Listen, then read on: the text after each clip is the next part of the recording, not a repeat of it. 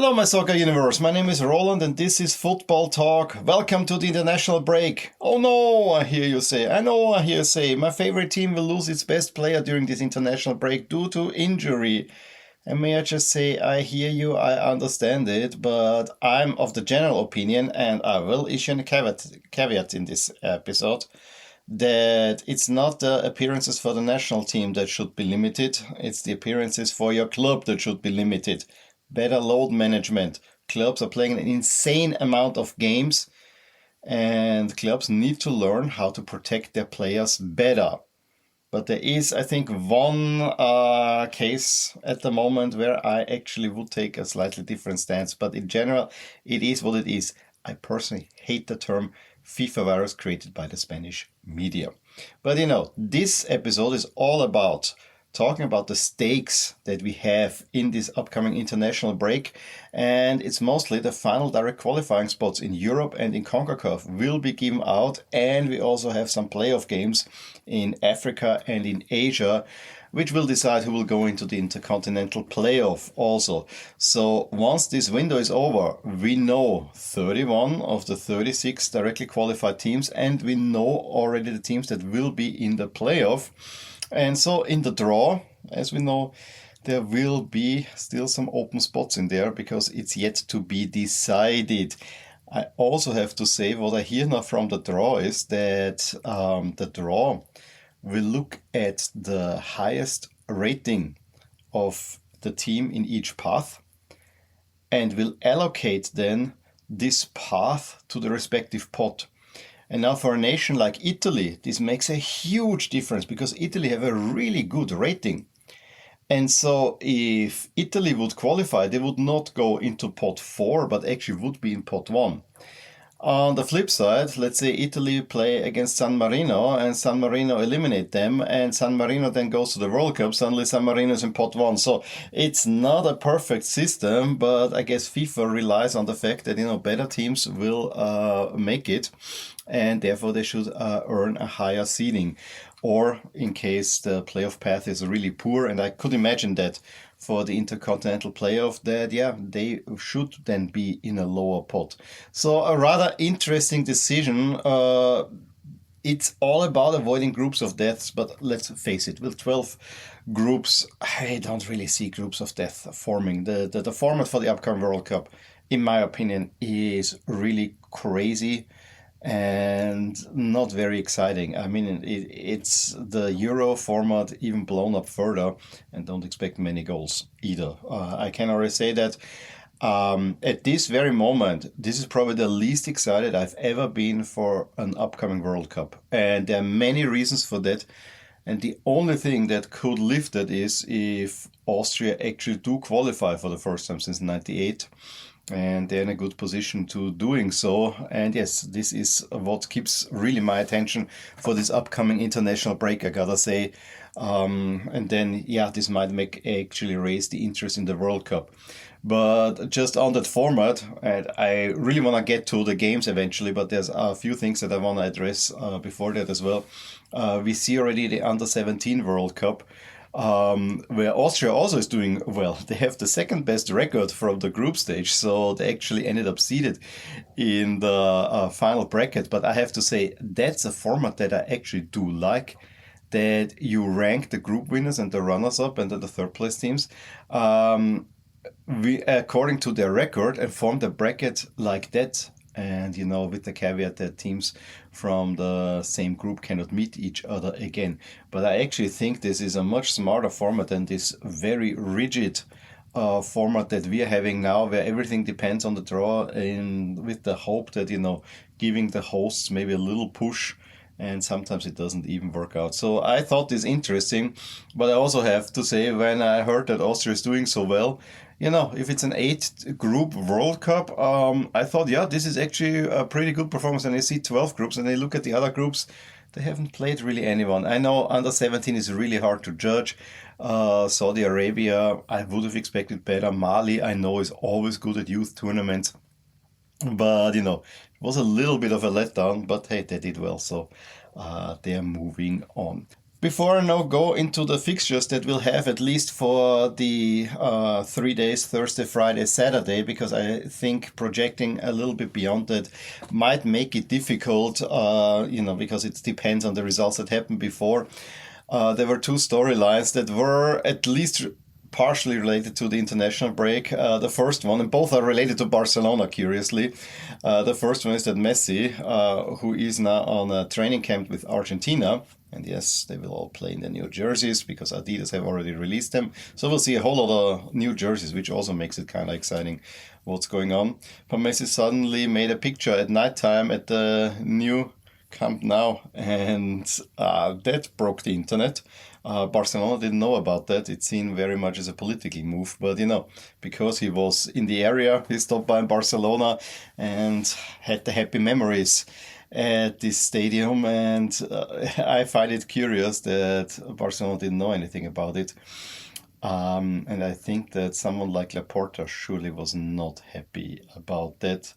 I have a feeling that Messi is building up, once he's finished a career, building up an alliance, and I could very well see Gerard Piqué involved in that, of taking over Barcelona from Laporta. I'm just calling it right now. I just wanted to have it mentioned.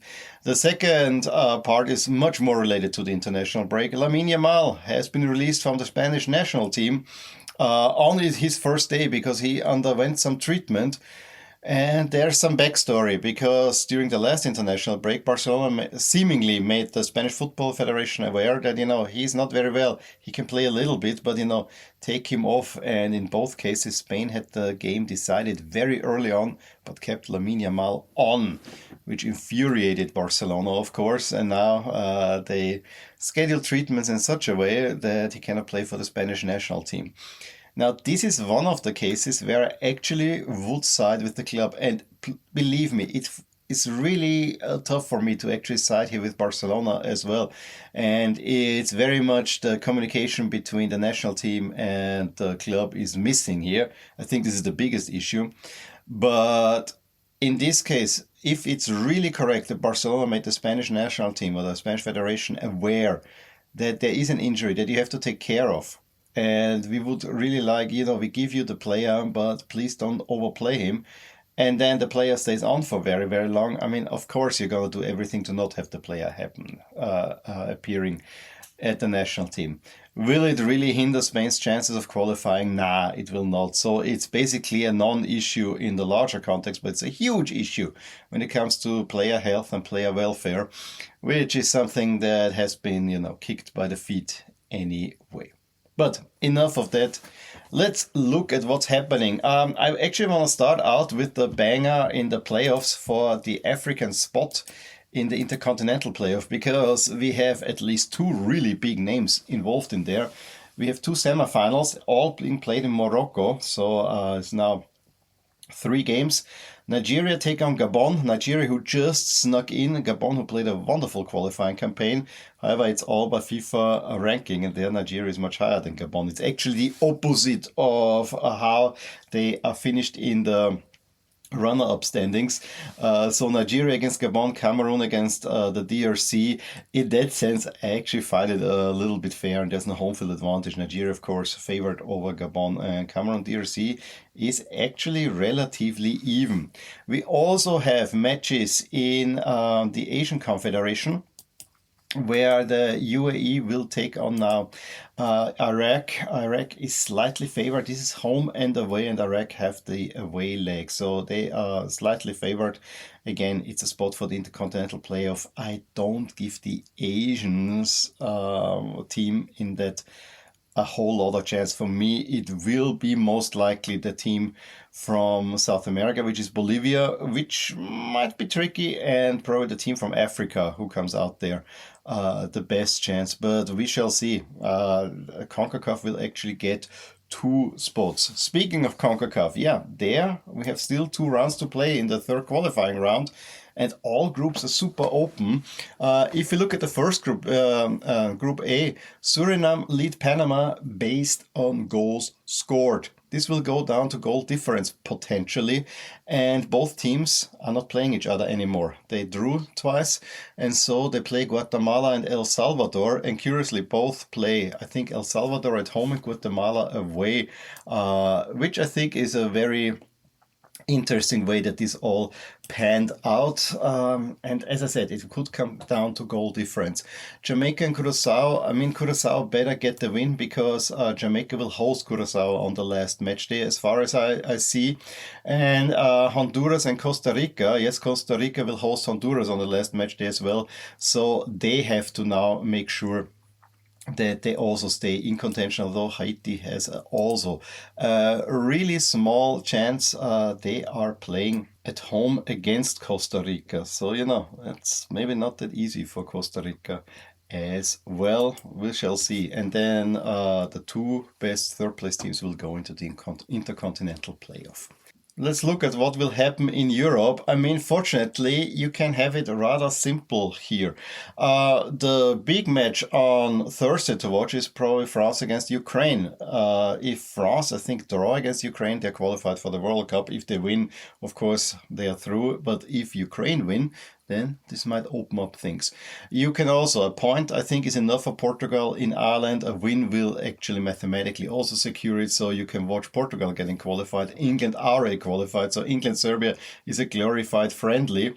And then, Norway, a win against Estonia, and they are through because they have such a superior goal difference. However, should they stumble and Italy win against Moldova, then Italy have a chance of qualifying.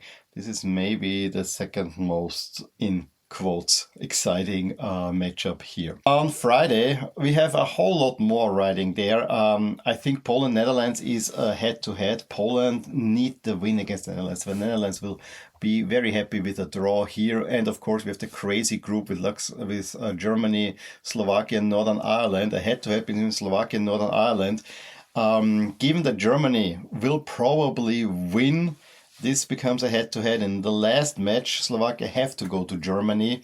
So yeah, must win for Slovakia, but similarly for Northern Ireland, who then could hope that Germany and Slovakia draw and they win out and they're at the World Cup. So also interesting. Croatia will host the Faroe Islands. There potentially stiffest test. I mean, Faroe Islands are one behind, but they cannot catch Croatia anymore. If Croatia get a point, they are qualified from that group. And then we have the little matter between Belgium and Wales, where a win would put Belgium in a really, really good position, especially since North Macedonia have not played yet. And then going to the last match day, I think Belgium will look very good. And also Wales, could hope for the playoff spot. And then my eyes are all on Saturday, Cyprus against Austria. It's a game that doesn't really matter much for Austria because no matter what, if you win against Bosnia on the final qualification day, you're at the World Cup. However, I really would like to avoid that. Cyprus gave Austria a whole lot of trouble in Linz when they played it at home, and they just won through a very much gifted penalty. So this is a game where I'm actually quite shaky. And you have to have in mind that Romania, well, currently 5 points behind Austria, they have the last game against San Marino at home.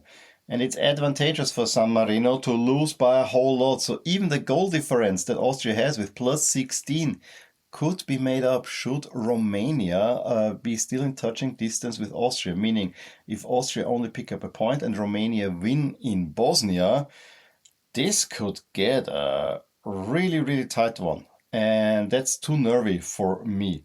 My ideal scenario is that Austria win in Cyprus, and this will be a hard task. And I know Austria have been playing decent in this qualification, but the opponents are not in Austria's favor, and Austria has a real trouble converting chances because we don't really have a good striker. We have a whole lot of great midfielders and defenders, but up front, a little bit like the Netherlands, we're not that good. But the ideal scenario is we win on Cyprus, and then there's a draw between Bosnia and Romania because that will settle the score, and it will send it then between those two to the last match day. Should Bosnia win against Romania, then Romania is out. Should Romania win against Bosnia, then they're level on points. And then it's probably looking good for Romania as well. And yeah, I really don't like that last game between Austria and Bosnia because while many Austrians will be there celebrating, there will be many Bosniak fans there as well. So while Austria should be in a really comfortable position to winning this group, I don't want a playoff. But at the moment, it's at 87% chance of winning this group. And yes, a draw in Romania would have helped there a whole lot. But if this is even if this is the case, I feel some nerves around me. But my focus is definitely on that match. And it's fortunately played ahead of Bosnia against Romania. So if Austria wins, this puts a whole lot of pressure on this match already. We have Spain could qualify, I think, with a win. Turkey will not make up the goal difference, so it's mathematically not through. Spain is more or less qualified with a win in Georgia. Even a point should honestly be already enough because they will also get the point in Turkey, I would think. And then we have Switzerland against Sweden and Slovenia against Kosovo. It's between Switzerland and Kosovo who will go on, but a win, and Switzerland is a really good position. And Denmark and Scotland are level on points, with Denmark having a superior goal difference, but having to go to Scotland. So that sets it up nicely. But I think Scotland going to already eliminated Greece is probably the tougher ask. And therefore, I could see Denmark really pushing goal difference and forcing Scotland to win in the last match day. The only way that there could be a pre-decision already is if Denmark wins, Scotland lose, and then goal difference will be trouble for Scotland, I would say, and they would go to the playoff. So that's more or less what's at stake during these qualifying rounds now. As I said, I'm going into this a little bit nervous, but hopeful. For me, in a week from now, I want to be able to say that Austria have qualified for the World Cup. Everything else would be a major, and I cannot overstate this, a major disappointment. For me, this will probably define the legacy of Ralf Rangnick in Austria. Yes, what he did for Salzburg is already good, but as a national team coach, you are way more public. I don't know why I'm so negative about Austria. A month ago, I was much more positive around it, but I see the signs. And there needs to be some change. And I hope the Austrian Football Federation is capable, and they rarely are, of adapting accordingly, and that includes Ralf Rangnick. But that's my personal view on that. I will enjoy quite some games. I actually hope I can watch these African playoffs. I actually think I will be able. There's a channel that might show them. So I think on Thursday I might actually put an emphasis on that instead, and maybe have France-Ukraine on the second screen because everything else is a little bit blah. But then at least there are some clear games to watch, as I said. And that makes it also interesting. In any case, let me know which games you're watching out for. Who do you think will qualify from most of these groups? As I said, there are only a couple that are really open to me. The Germany one and the Austria one, in a way. We'll see. Denmark, Scotland also, but I don't trust Denmark. But Scotland have been really awful, so I guess Denmark will also make that one. Sorry to say, Scottish fans. In any case, if you enjoyed this episode, please give it a thumbs up, leave me a subscription, tell somebody else that there's this channel that also talks about the international break and actually is happy to do so, because that is not a given in this media environment. And as always, I will talk to you soon of more things in my soccer universe. Bye!